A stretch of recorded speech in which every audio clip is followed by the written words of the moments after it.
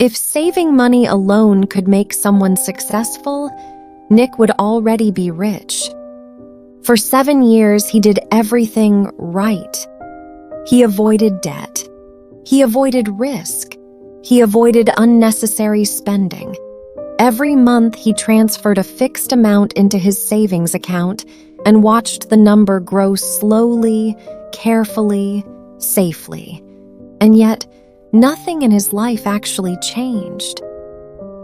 Nick lived in a small apartment on the second floor of an old brick building in Columbus, Ohio.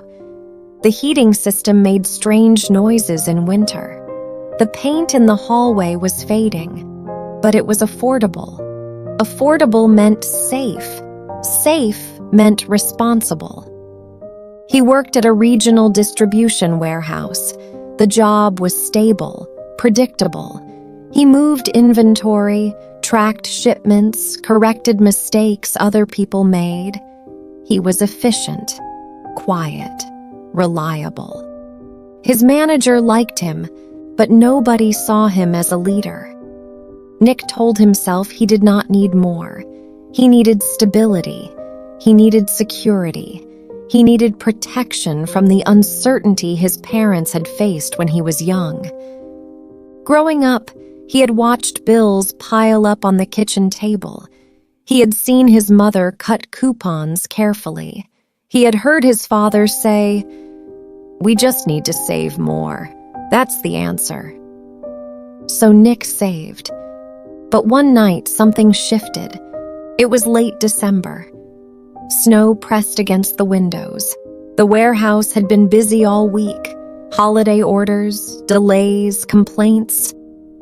Nick came home exhausted, sat at his small wooden table, and opened his banking app out of habit. The number looked larger than ever before.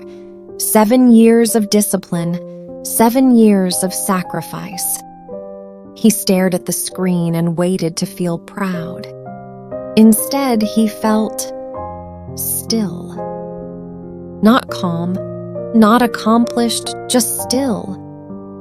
He looked around his apartment. The same couch, the same small kitchen, the same tired version of himself in the reflection of the dark window.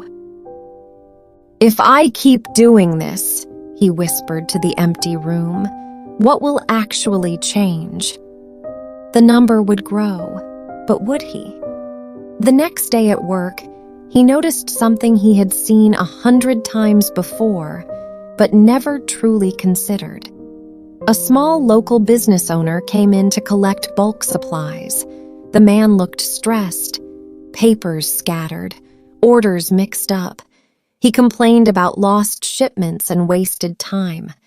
Nick instinctively pointed out a better way to organize the loading schedule. The man blinked. "Why don't you do this for businesses?" he asked casually. Nick laughed. "I just work here." But the question stayed with him. "Why don't you do this for businesses?" That evening, instead of checking his savings account, Nick opened his laptop and searched for courses about operations management and small business systems. The prices made him uncomfortable. Investing meant reducing the number in his bank account. Reducing the number felt dangerous. His finger hovered over the keyboard. He could close the tab and feel safe again, or he could click enroll and feel uncertain. For the first time in years, Nick realized something powerful. Saving had become his identity. Not growth, not ambition. Saving. He closed his eyes. Then he clicked. The first weeks were not dramatic. He still woke up early, still worked long shifts, still came home tired. But instead of scrolling on his phone at night, he studied. He learned about workflow systems, cost reduction strategies, inventory tracking models. He began to see inefficiencies everywhere, not with frustration, but with curiosity. His money was no longer sitting still. It was transforming into skill. A few months later, he approached that same stressed business owner. "I've been studying some operational systems," Nick said carefully. "I think I can help you reduce waste." The man hesitated. "How much?" Nick swallowed. "Let me try for 2 weeks. If you see improvement, then we talk about payment." It was a small risk, but it was a real one. Nick spent evenings analyzing the company's process. He redesigned simple tracking sheets. He reorganized supply flow. He eliminated repeated steps that wasted hours each week. After 14 days, the results were visible.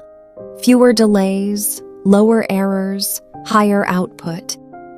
The business owner stared at the numbers and shook his head slowly. "Why are you working in a warehouse?" he asked. Nick smiled. "I was saving. And now, I'm building." Word spread quietly. Another small company asked for help, then another. Nick did not quit his job immediately. He understood discipline. He understood patience. But he also understood something new. Money sitting in a bank account protects you from fear. Money invested in skill creates leverage. Within 2 years, Nick's side consulting work equaled his warehouse salary. Within 3, it surpassed it. The difference was not luck.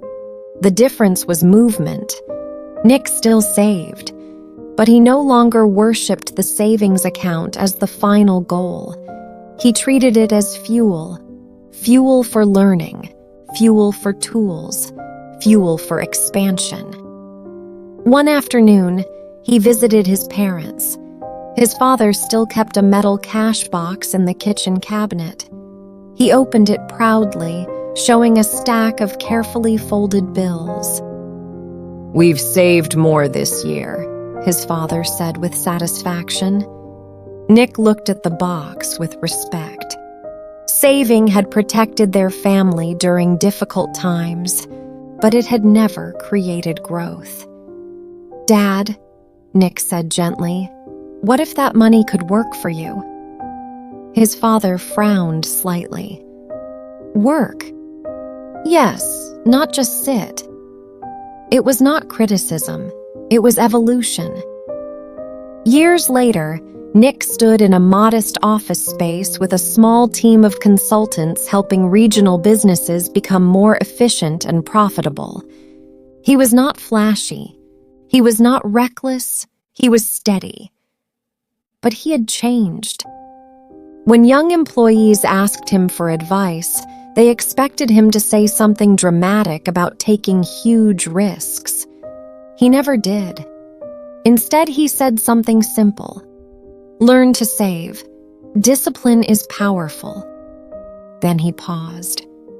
"But don't confuse safety with growth." He would walk to the window and look out at the city. If your money only sits, inflation quietly reduces its power. Time quietly reduces its impact. Opportunity quietly moves on. Then he would turn back. But if you use your savings to create value, you give your money direction. And finally, he would say the sentence that once scared him to live by, "Don't just save money, make it multiply." Nick did not become successful the day he saved his first $1,000. He became successful the day he allowed that $1,000 to move. Because in the end, money is not security. Value is security. Skill is security. Courage is security. And money, when guided by those things, becomes a powerful tool. So if you are saving right now, that is good. Discipline matters. But ask yourself one honest question. Is your money protecting you, or is it building you? And if this story made you think a little deeper about how you use your time and your money, take a moment to reflect. Growth does not begin with a huge leap. It begins with one decision to move. Save wisely, but more importantly, build boldly.